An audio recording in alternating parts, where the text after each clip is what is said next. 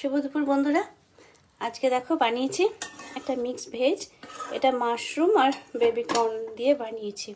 এর মধ্যে দিয়েছি ইয়েলো রেড বেল পেপার, দিয়েছি এমনি গ্রিন ক্যাপসিকাম, তারপরে তোমার পেঁয়াজ, একটু বাঁধাকপি আর সুইট কর্ন, মাশরুম আর তোমার দিয়েছি পেঁয়াজ আর রসুন সব দিয়ে একটা ভাজা ভাজা, পেঁয়াজ কলি দিয়েছি, দিয়ে এটা ভাজা ভাজা করেছি। একটুখানি নুন, একটু সয়া সস দিয়েছি আর দিয়েছি একটু অরিগানো আর চিলি ফ্লেক্স। আর এটা একটু মাখন দিয়ে, অল্প একটু মাখন দিয়ে বানিয়েছি, একটু সুন্দর ফ্লেভার বেরো, তাহলে মাখন দিয়ে করলে গন্ধটা ভালো লাগে।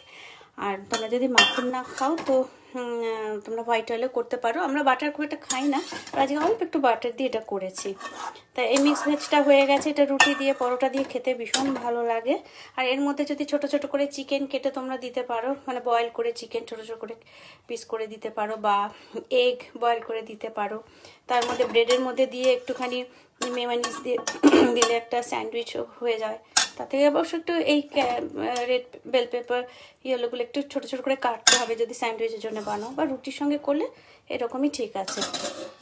আর এখানে আরেকটা করেছি পেঁয়াজ কলি আলু দিয়ে, পাবদা মাছের ঝাল, ধনে পাতা দিয়ে, আলু পেঁয়াজ কলি, কালো জিরা, কাঁচা লঙ্কা, একটু লঙ্কা গুঁড়ো, হলুদ সব দিয়ে একটু পাবদা মাছের ঝাল করেছি।